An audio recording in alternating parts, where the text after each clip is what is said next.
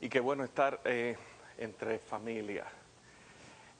La verdad que el Señor nos ha puesto una familia y es bueno saber y es bueno vernos, sentirnos ese sentido de pertenencia a la familia del Señor. Y es bueno saber que tenemos una familia aquí en Miami, que siempre hemos sido parte de ella, que nunca hemos dejado de ser parte de ella.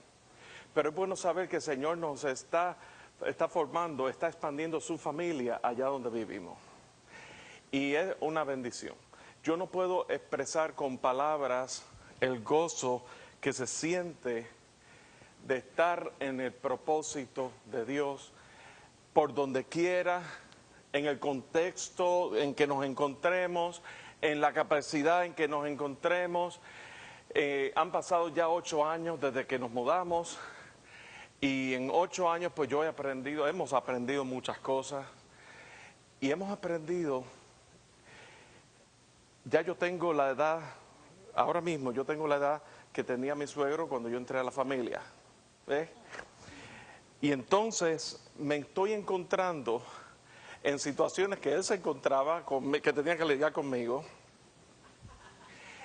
Y esa es la cosa de estar en familia, puedo contar estas cosas que normalmente yo no lo diría así tan a calzón quitado. ¿Ves? Y me estoy encontrando con situaciones que él se encontraba conmigo, pues yo me estoy encontrando en otros contextos. Y cuán agradecido estoy al Señor por las vidas y las personas que han invertido sus vidas en cada uno de nosotros. Anoche yo estaba hablando con un hermano, con Alex, con mi hermano Alex, y una de las cosas que yo le estaba diciendo era, cuando uno se va lejos, cuando uno se mueve y se muda y está a 800 millas de distancia y nos vemos 2 veces, 3 veces al año, una cosa así, uno reflexiona mucho, hay mucho que uno pondera de las cosas, de las experiencias vividas. Y una de las cosas que yo estaba pensando era la cantidad de personas que a través de los años, personas que hoy día ya no están aquí entre nosotros, personas que aún aún pueden que estén en el ministerio activamente, fueron un centro de influencia tan grande en nuestras vidas, en mi vida, en la vida de Alex, en cada una de nuestras vidas. Y que ahora por la gracia del Señor nosotros nos encontramos así, sin querer queriendo, como dice el Chavo del Ocho, sin querer, sin buscarlo, Dios nos pone, nos empuja, sin que nadie te ponga las manos arriba y te dice tú eres esto y lo otro, ¿verdad? El llamamiento es un producto de una carga que Dios pone en tu corazón y tú lo que haces es creerlo, andarlo y creer que el Dios que te está llamando es más grande que tú y el Dios que te está llamando es más grande que cualquier otra persona que pueda imponerte las manos y decirte tú eres esto y todo ese tipo de cosas. El llamamiento de Dios proviene de Dios por producto de una carga que Dios mismo pone y entonces es una causa y una carga que nos mueve y nos mueve para impacto. Y entonces Dios te va mostrando, Dios se va moviendo, Dios se va revelando mientras tú caminas y es un paso en fe. ¿Ves? Así que con todo esto, a manera de preámbulo, pues yo quisiera darle las gracias al Señor, gracias a ustedes por la oportunidad, porque yo sé que ustedes están orando por nosotros, yo sé que algunos de ustedes han estado allá y estamos muy agradecidos, muy agradecidos, muy agradecidos porque Dios se está moviendo y Dios está en el asunto de expandir su reino y Dios está en la brecha y su cuerpo y su pueblo está delante del presto para ir a aquello que Él ha llamado. Amén. Amén. Pues bien,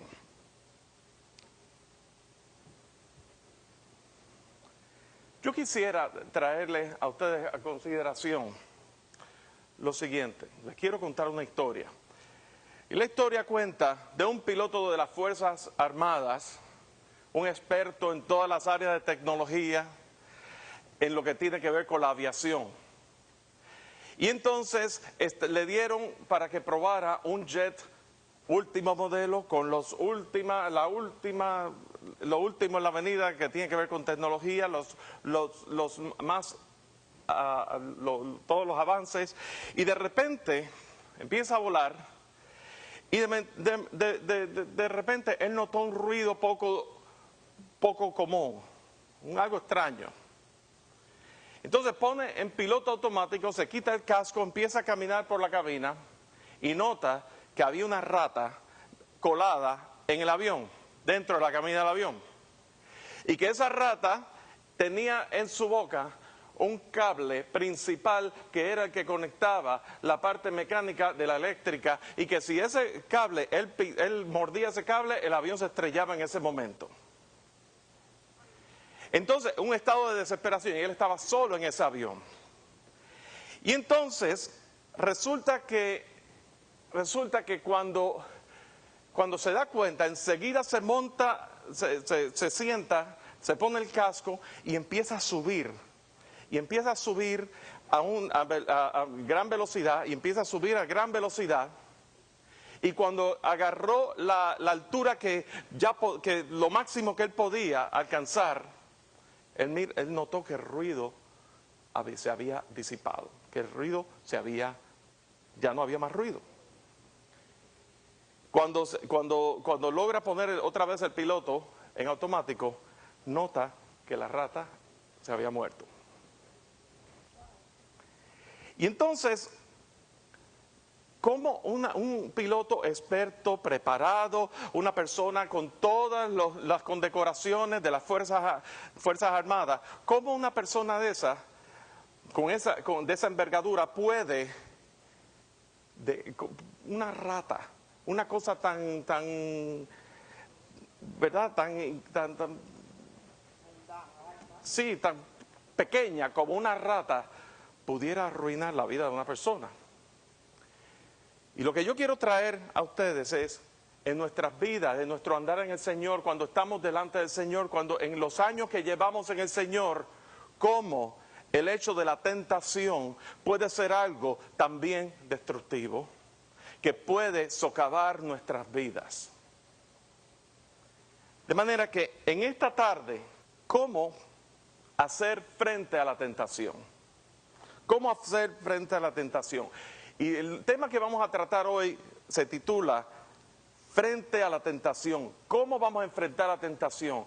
Estamos a fines de año, comienza un año nuevo y vamos a enfrentar tentaciones, vamos a enfrentar pruebas en nuestras vidas, y todos nosotros en una manera u otra, el más joven, el más viejo, todos vamos a enfrentar, vamos a ser seducidos de alguna manera. Y el tema es el siguiente, la pregunta es ¿cuándo?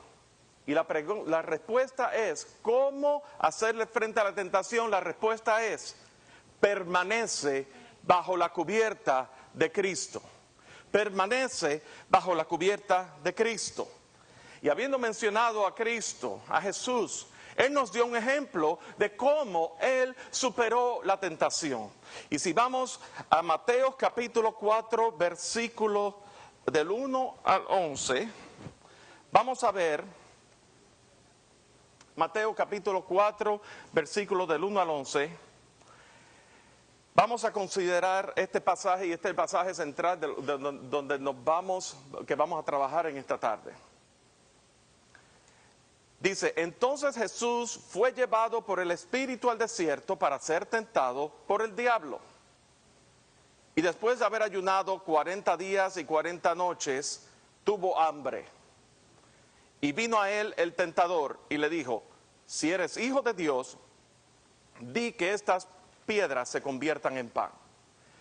Él respondió y dijo, escrito está, no solo de pan vive el hombre, sino de toda palabra que sale de la boca de Dios. Entonces el diablo le llevó a una santa ciudad y le puso sobre el pináculo del templo y le dijo, si eres hijo de Dios, échate abajo, porque escrito está, a sus ángeles mandará acerca de ti, y en sus manos te sostendrá, para que no tropieces con tu pie en piedra. Jesús le dijo, escrito está también, no tentarás al Señor tu Dios. Otra vez le llevó el diablo a un monte muy alto y le mostró todos los reinos del mundo y la gloria de ellos. Entonces le dijo, todo esto te daré si postrado me adorares. Entonces Jesús le dijo, vete, Satanás, porque escrito está, al Señor tu Dios adorarás y a Él solo servirás. El diablo entonces le dejó y aquí vinieron ángeles y le servían. Y vamos a considerar lo siguiente. Primero que nada, vamos a tratar unas cuantas observaciones aquí. ¿Qué había ocurrido antes de que Jesús fuese tentado? Si vamos al capítulo anterior, que no lo vamos a leer, ustedes lo pueden leer por su cuenta, Jesús había sido bautizado.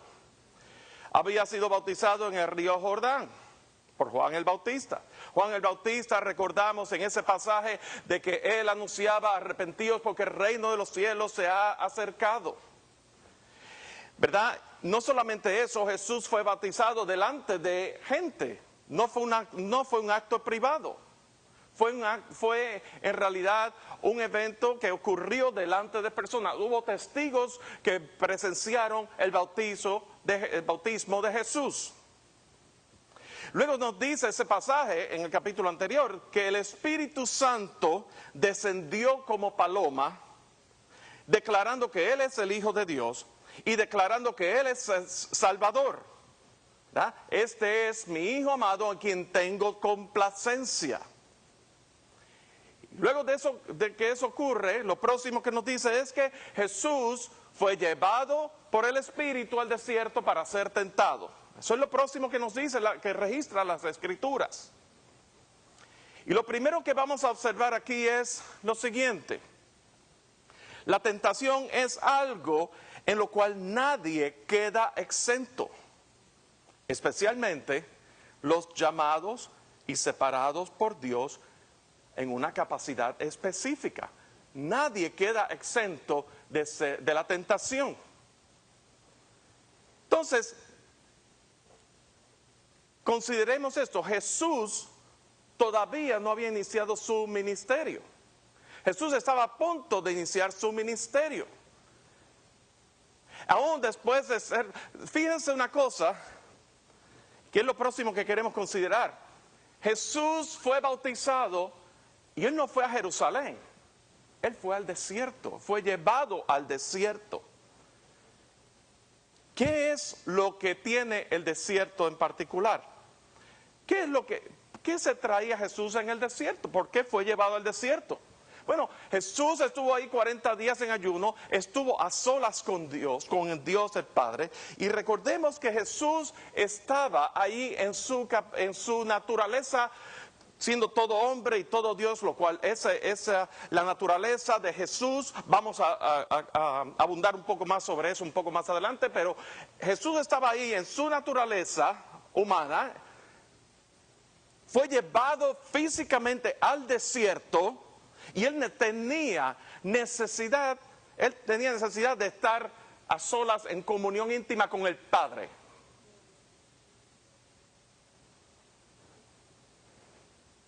Y dice las Escrituras, que lo leímos, que en el desierto fue llevado por el Espíritu Santo. El Espíritu Santo que descendió sobre él como paloma.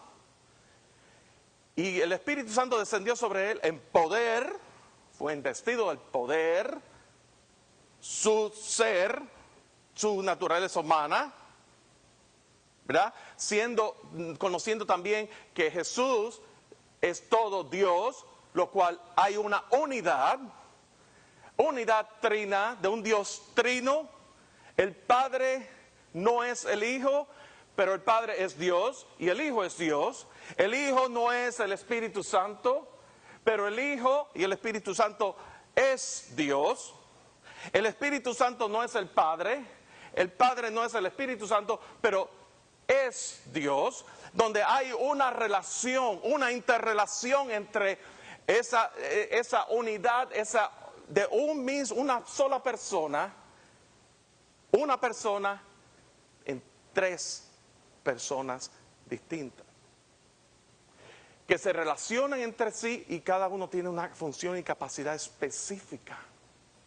Y que el Padre no dejó de ser Padre y funcionar como Padre para que entonces venga el Hijo y que funcionara como Hijo el tiempo que estuvo aquí en la tierra, y después vino el Espíritu Santo y ahora estamos en la época del Espíritu Santo y el Padre y el Hijo, pues ya eso parte del pasado, como sugiere cierta doctrina que se llama el modalismo, mayormente de lo que se llama el movimiento Oneness Pentecostal, entre las personas T.D. Jakes y Joyce Myers. Son personas que no creen en la Trinidad en ese sentido. Si ellos creen en la individualidad de cada persona en un momento específico y no en la interrelación que Dios opera y actúa en un Dios trino aún hoy día. Padre, Hijo, Espíritu Santo.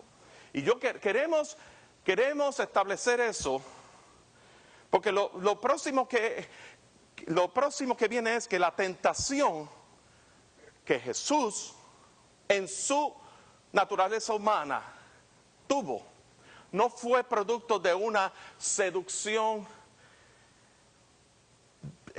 basado en su propia concupiscencia, como sugiere en Santiago, ¿verdad? Santiago 1:12. Jesús, en su naturaleza humana, estuvo en ayunos y tuvo hambre. Él tenía hambre. Y fue tentado por el diablo. No según la debilidad o su concupiscencia, sino el diablo vino y le tentó. Jesús, en su carácter humano, fue llevado a ser tentado por el diablo. Y Dios trata con nosotros. La segunda observación que queremos hacer es que Dios trata con nosotros en el desierto. Recordemos a la mujer de Oseas, en el libro de Oseas, que dice: la llevaré al desierto y allí hablaré a su corazón. Recordemos a Moisés, que él estuvo en ayuno por 40 días. Recordemos a Israel, que estuvo 40 años en el desierto, y fue en el desierto donde el ejército de Israel fue formado. La nación de Israel se formó en Egipto. José, ¿verdad?, y sus hermanos posteriormente se encontraron con él en Egipto. La nación de Israel se formó en Egipto, pero el ejército de Israel se formó en el desierto. El desierto es el lugar donde Dios trata con nosotros. Vamos a ver allí mismo. Vamos entonces, eso como preámbulo a lo que es este pasaje. Y vamos a ver en el versículo 3. Vamos a tratar directamente con las tentaciones. Porque lo que Dios quiere traernos a nosotros es cómo vamos a hacer frente a la tentación. Y la respuesta es permanecer bajo la cubierta de Cristo. Esa es la respuesta. Tú tienes que permanecer bajo la cubierta de Cristo. En Cristo Jesús tú estás seguro en todo momento.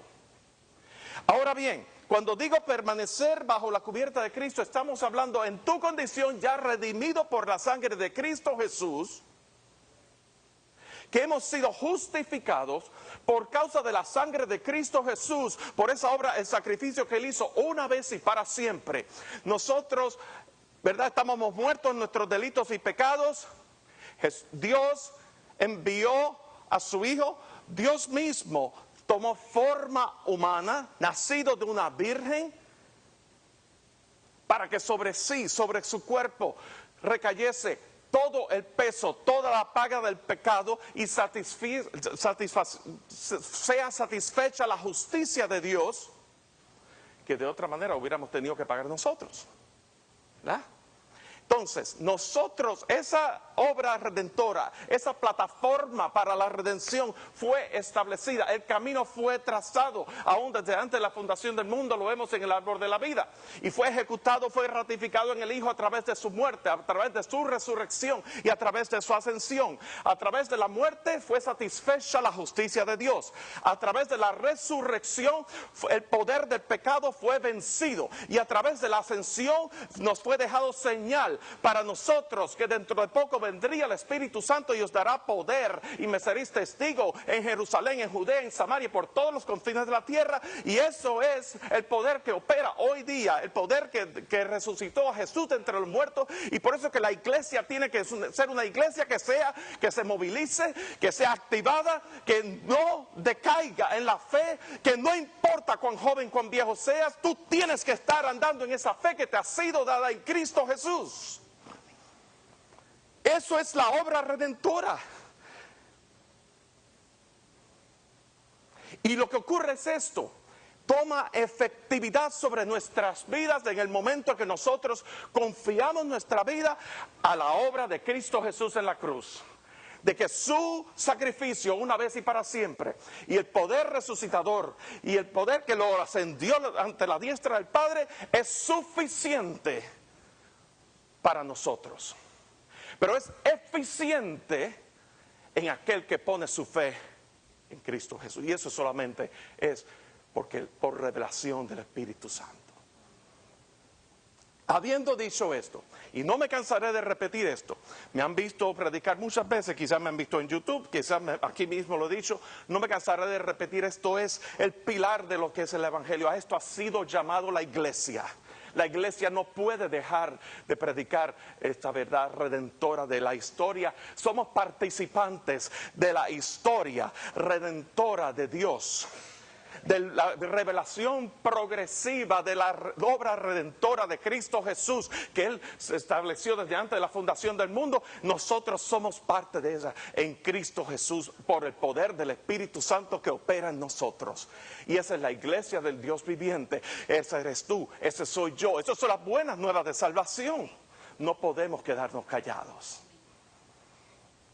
¿Cómo vamos a hacerle frente a la tentación? Vamos a ver primero en el versículo número 3. Vemos aquí: y vino a él el tentador y le dijo: si eres hijo de Dios, di que estas piedras se conviertan en pan. Él respondió y dijo: escrito está, no solo de pan vivirá el hombre, sino de toda palabra que sale de la boca de Dios. Y vamos a ver aquí, a considerar que el diablo utilizó un momento de debilidad humana de Jesús. Decíamos que él tuvo hambre. Y me imagino que estaba cansado también. ¿Verdad? Puedo inferir eso. Eso es una inferencia. Eso no lo dice la Escritura. Eso es mi inferencia de que estuvo cansado. Después de 40 días ayunando, el cuerpo se desgasta, cualquiera se desgasta. Me imagino que habrá perdido peso también, posiblemente. Me imagino que se sintió débil también. Todas esas cosas abarca el haber estado ayunando por 40 días. Y aquí entra aquello que dice el apóstol Pablo, que mientras este hombre exterior se va desgastando, el interior se renueva cada día.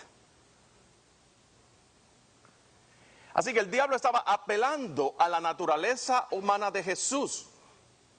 Pero Jesús, en respuesta, Él confió su necesidad al Padre.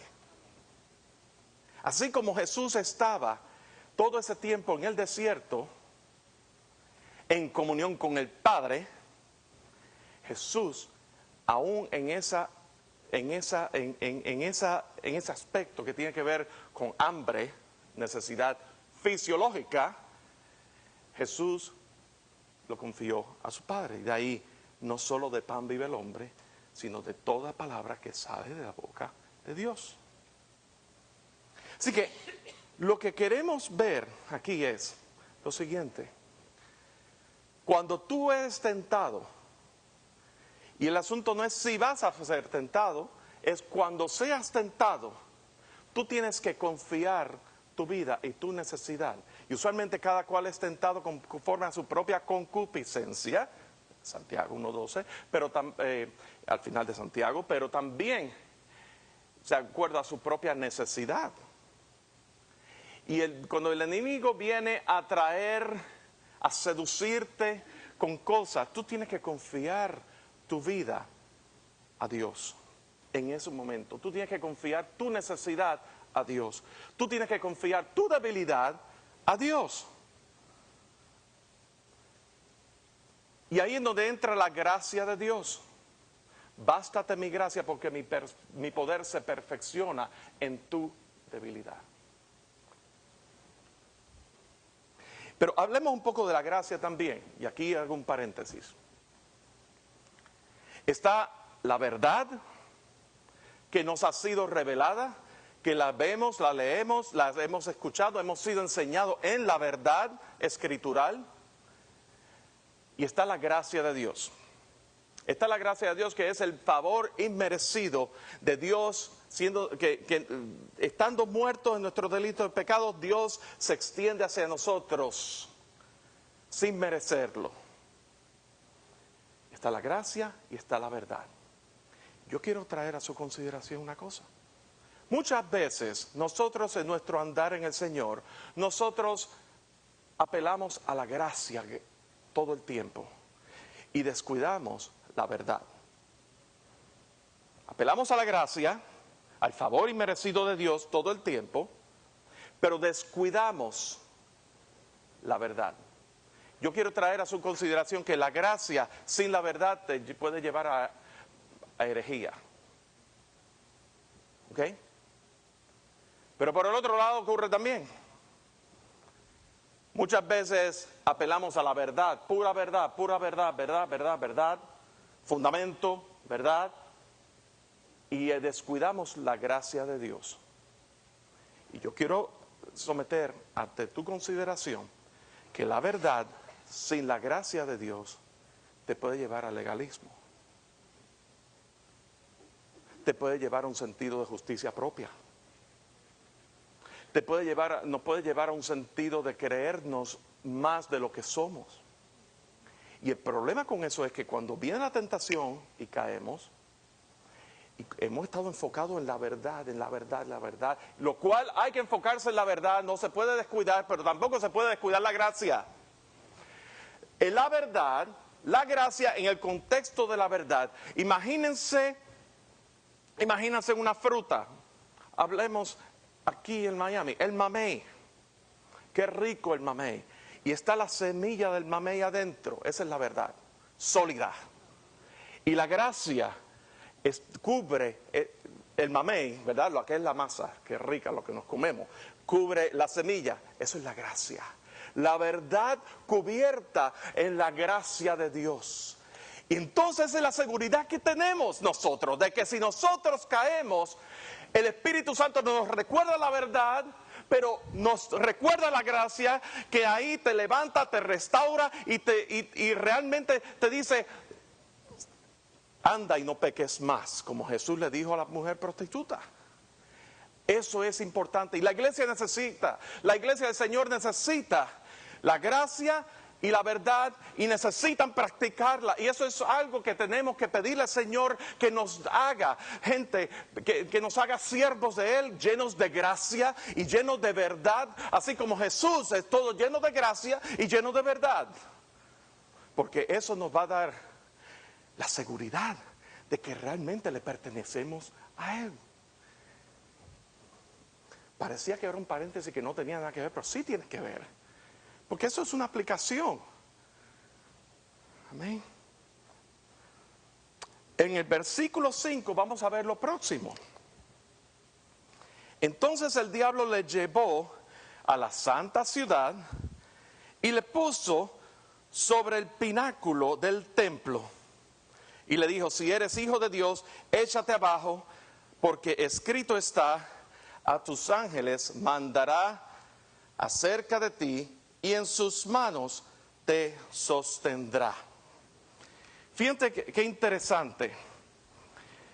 Qué interesante. Primero le está diciendo, échate abajo. Primero le dice, lo lleva al pináculo del templo. Y vamos a poner en contexto aquí un poco eso del pináculo del templo. ¿Dónde estaba Jesús en ese momento? En el desierto. En las afueras de Jerusalén, ¿verdad que sí? ¿Y qué era lo que se movía en Jerusalén?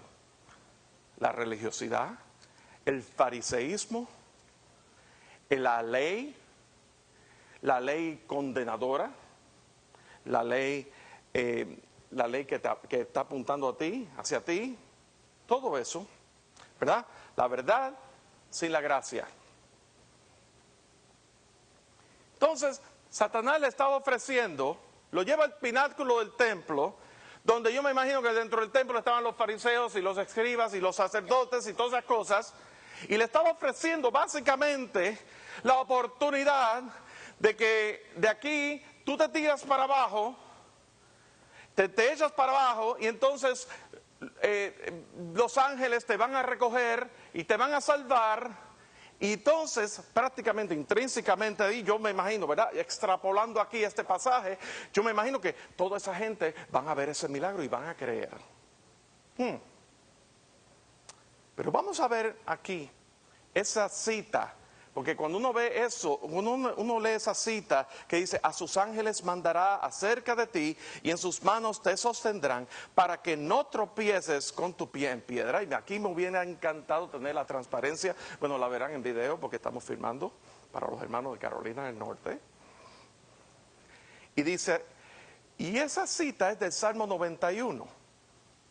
Y si me acompañan un momento a Salmo 90, marquen en Mateo 4 y vamos a Salmo 91 un momentico para ver aquí. Vamos a ver las cosas aquí en contexto. Cuando nosotros leemos la Escritura, tenemos que leerla en su contexto. Y no solamente en el contexto, en la manera en que está escrito, en su contexto histórico, en su contexto de estilo de escritura, en su contexto a quién se está dirigiendo y todo ese tipo de cosas. Y uno tiene que volverse casi un detective haciendo observaciones. Y mientras más observaciones tú hagas que se desprendan de las escrituras, más acertada va a ser la interpretación. Y obviamente el Espíritu Santo está ahí confirmando también. Entonces, pues no tienes que ir tanto a comentarios ni a otras herramientas, porque tú lees las escrituras y haces tus observaciones. Pues vamos a observar aquí. ¿Qué nos está diciendo? Dice en el Salmo 91 y vamos a comenzar en el versículo 9. Vamos a ver las cosas en contexto. Primero dice, con una frase, comienza, porque has puesto a Jehová, que es mi esperanza, al Altísimo por tu habitación. ¿Okay? Ahí está hablando de una precondición. Ahí está hablando de una precondición, porque has puesto a Jehová, que es mi esperanza, al Altísimo por tu habitación. Ahí te está diciendo, empieza por qué, ¿verdad? Y como que la frase te quiere llevar a algo más. Por consiguiente, seguimos, no te sobrevendrá mal, ni plaga tocará tu morada. Versículo 11. Pues, y ese pues, básicamente lo que está haciendo es abundando. ¿En qué consiste eso de que no te tocará, no te pasará ningún mal, no te sobrevendrá mal, ni plaga tocará tu morada? ¿En qué consiste? Ahí está estrechando más, enfocándose más, acercando más el lente. Pues a sus ángeles mandará acerca de ti que te guarden en todos tus caminos. La pregunta es, todos somos lectores aquí, ¿cuál es la precondición de que a sus ángeles mandará acerca de ti? La precondición está en el versículo 9. Porque has puesto a Jehová, que es mi esperanza, al Altísimo, por tu habitación.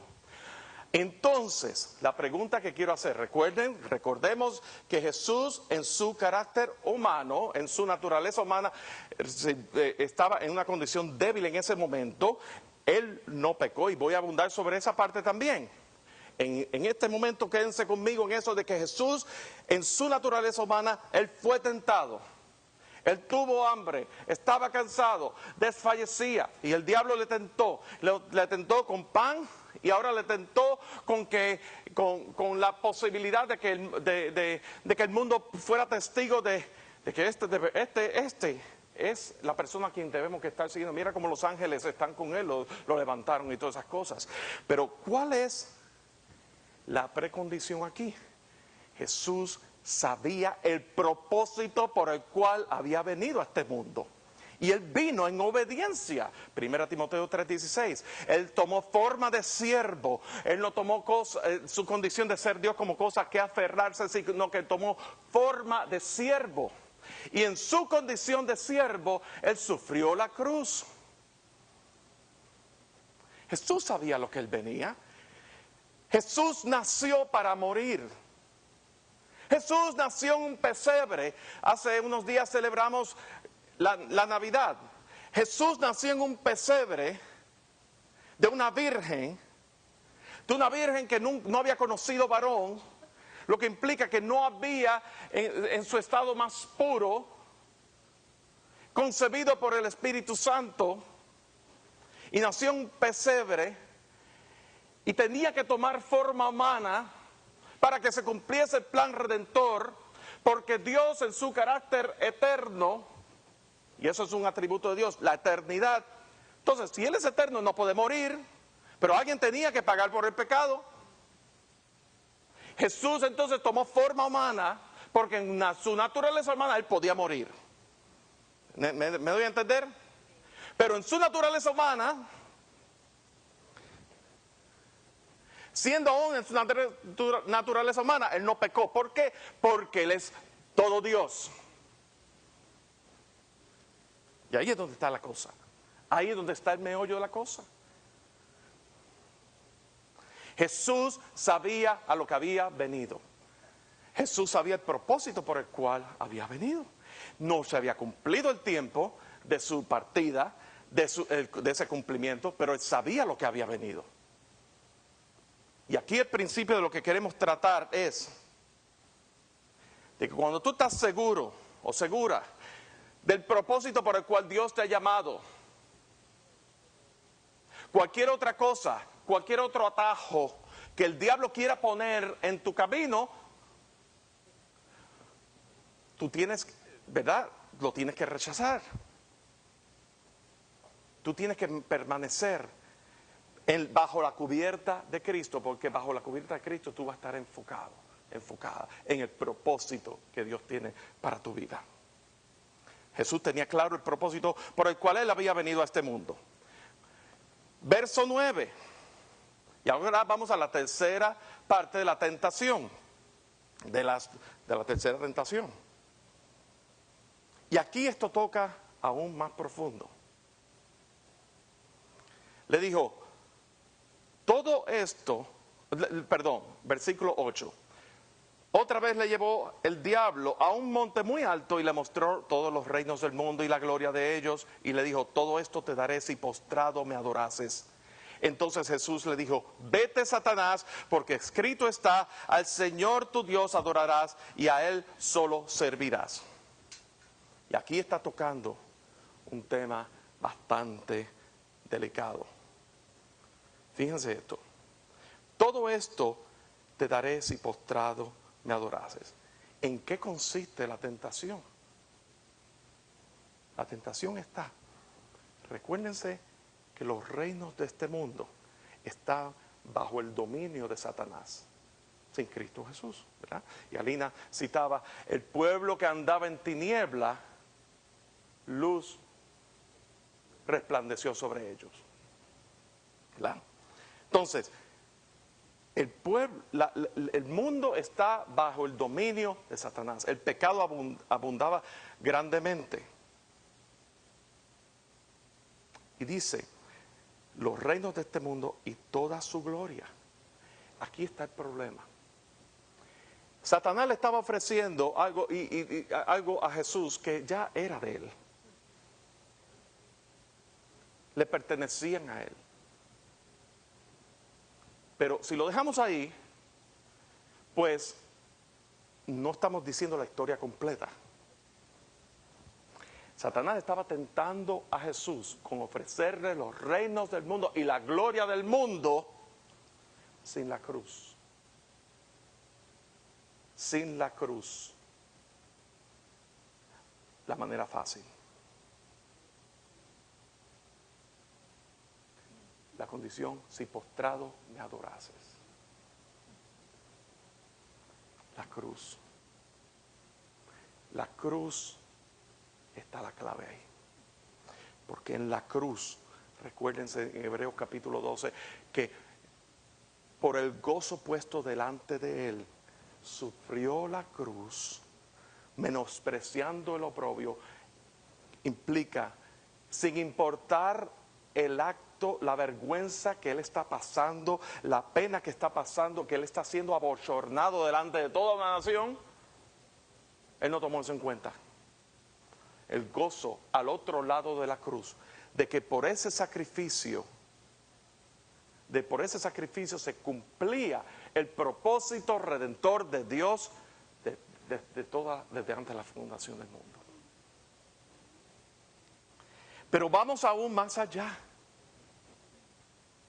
Sin la cruz, a través de la cual tú y yo no hubiéramos sido partícipes del plan redentor de Dios, estuviéramos todavía bajo el dominio de Satanás.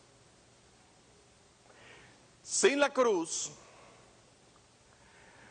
que implicaba que la justicia de Dios quedaba sin ser satisfecha. La paga del pecado es muerte.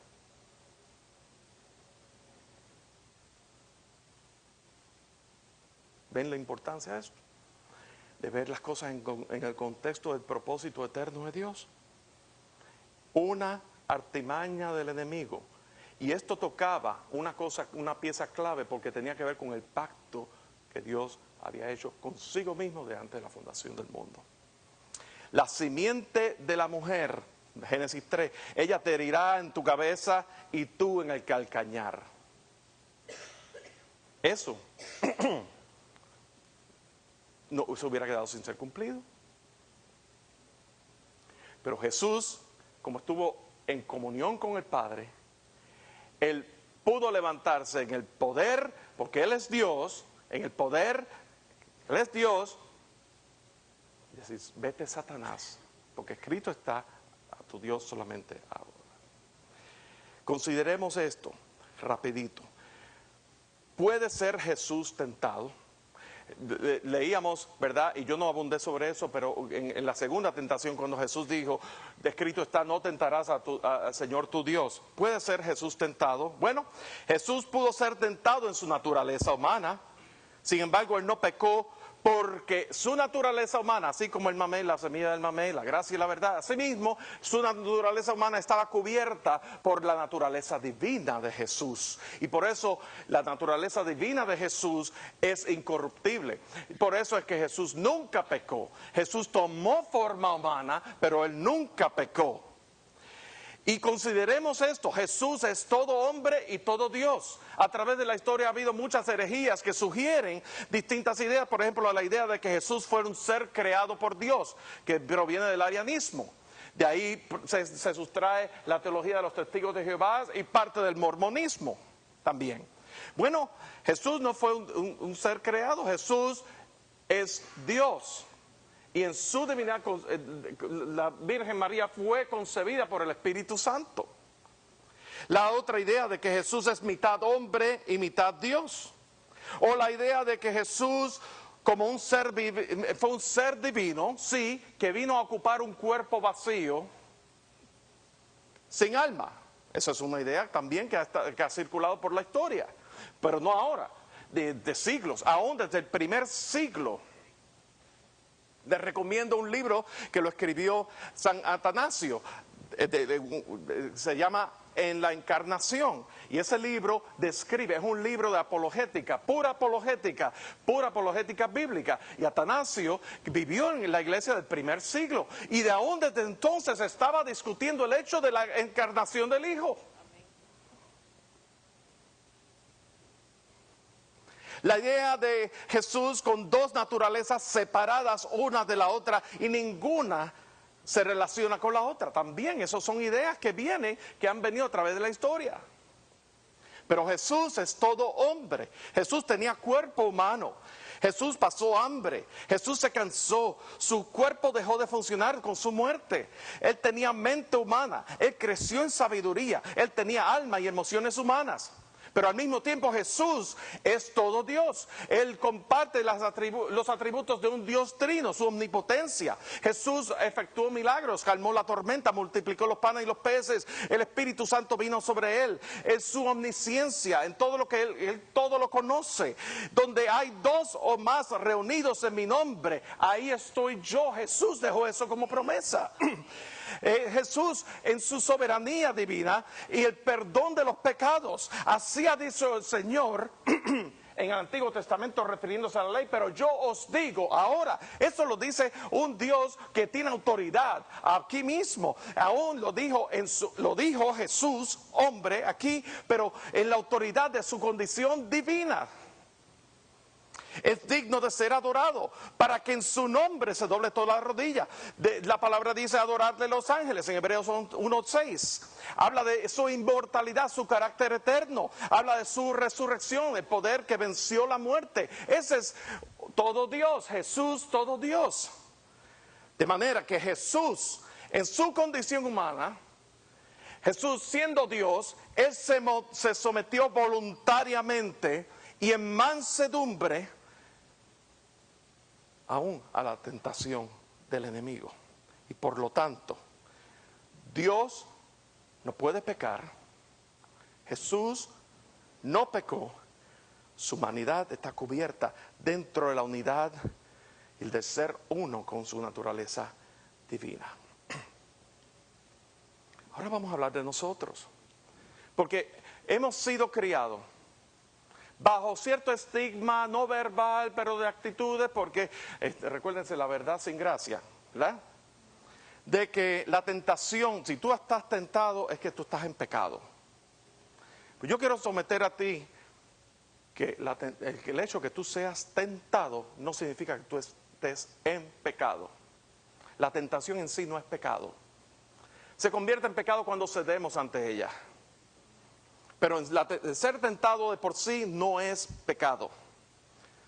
Martín Lutero decía que usted no puede impedir que los pájaros vuelen encima de su cabeza, pero sí puede impedir que hagan un nido sobre su cabello. Tú no puedes impedir que el diablo te sugiera determinados pensamientos, pero sí puedes decidir no darles cabida o actuar en base a ellos. Hebreos 4:15 dice, porque no tenemos un sumo sacerdote incapaz de compadecerse de nuestras debilidades, sino uno que ha sido tentado en todo de la misma manera que nosotros, aunque sin pecado. Jesús participó de las mismas cosas que nosotros, pero no pecó. Eso le da la distinción especial. Permanece bajo la cubierta de Cristo. Y esa es la exhortación que Dios quiere traerte en este día. Empezamos un año nuevo, y un año que viene y otro que se va. Y el año que viene vamos a estar diciendo lo mismo, permanece bajo la cubierta de Cristo. Y dentro de una década, cuando yo esté aquí de vuelta con ustedes, no, yo no regreso dentro de una década, yo espero venir antes que eso. Permanece bajo la cubierta de Cristo. Y les voy a decir la importancia de permanecer bajo la cubierta de Cristo, porque bajo la cubierta de Cristo podemos hacerle frente a la tentación confiando que Dios ha de llenar todas nuestras necesidades. Número 2, bajo la cubierta de Cristo podemos hacerle frente a la tentación de distraernos con los afanes y vanagloria de este mundo. Y número 3, bajo la cubierta de Cristo podemos hacerle frente a la tentación con la completa seguridad de que su obra redentora es efectiva en nuestras vidas desde el momento en que le creímos. Así que, para finalizar como aplicación. Y esto desprendiéndose de 2 de Pedro 1:10, haz firme tu llamado en Dios. Sea pues vuestra elección y vuestra vocación firme, porque haciendo estas cosas, ¿qué? No caeréis jamás. Haz firme tu llamado en Dios. ¿Cuál es tu llamado en Dios? Tu llamado en Dios es a Él, primordialmente. Ese es el llamado en que todos hemos sido llamados. Y estando en Él, entonces está el llamado funcional, operacional, de acuerdo al talento, el don que Dios te ha dado, en la capacidad que Dios te ha dado. Pero el llamamiento en Dios, a Él, tú lo tienes que hacer firme. Esa es tu vocación. Número 2, pon tu afecto y deleite en Dios. Colosenses 3:2 dice, poned la mira en las cosas de arriba. En el original dice, poner vuestro afecto en las cosas de arriba. Cuando hablamos del afecto, una cosa es que cognitivamente sepamos todas estas cosas, pero nuestro afecto y nuestra pasión, hay cristianos que suprimen la pasión. Hay cristianos que son todo pasión y de aquí, de sentido común, nada también. De eso hay que estar bien lejos también. Ni de la pasión despavorida, sin verdad, pero la verdad, tú tienes que tener pasión también. Y pon tu afecto y tu pasión, que tu corazón, la meditación de tu corazón, el deleite de tu ser, que tú te veas completo en la plenitud de Cristo en tu vida y por ende en la plenitud de Cristo en su iglesia, de que tú sabes que en Cristo Jesús tú has sido puesto en un cuerpo, que tú puedes funcionar, pero no más allá de la función, tú no lo haces por lo demás, tú lo haces porque Él es tu Dios, Él es tu Señor y que fuera de Él no hay absolutamente nada. Pon tu afecto. ¿Sabes por qué? Porque tú pones tu afecto y deleite en Dios y va a haber, es algo dentro de ti que te dice, esa tentación va a contristar, va a poner triste a Dios.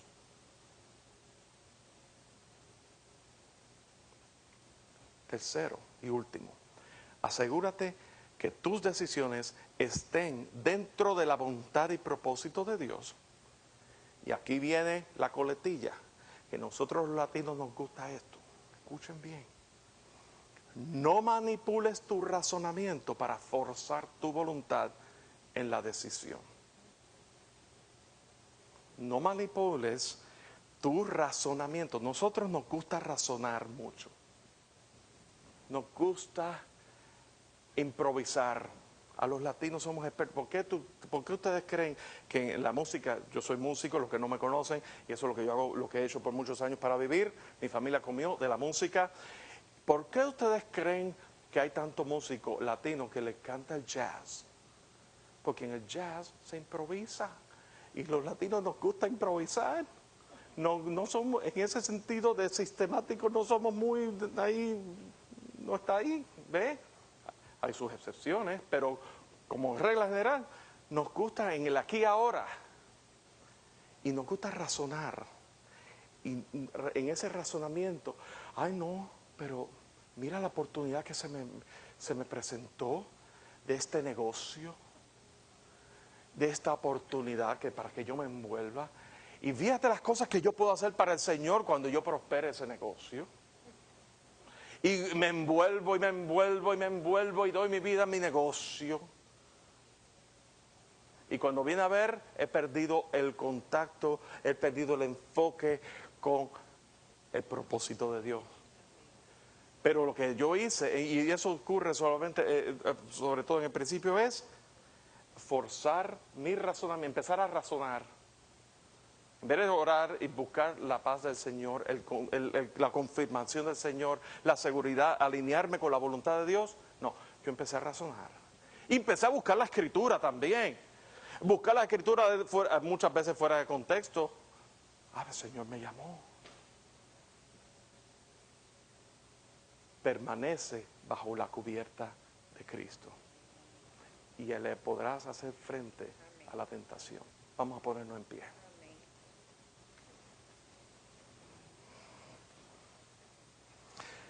Padre, en el nombre de Cristo Jesús, delante del trono de tu gracia, creemos que tú eres un Dios que tú nos recuerdas tu palabra y tú nos recuerdas tu verdad. Y al mismo tiempo estás lleno de gracia, Señor. Y en ese amor tuyo, en esa misericordia tuya que se derrama a nosotros, Señor, nos enseñas.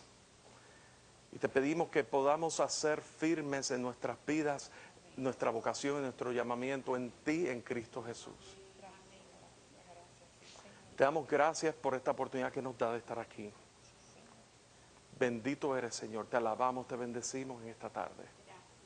En Cristo Jesús. Amén.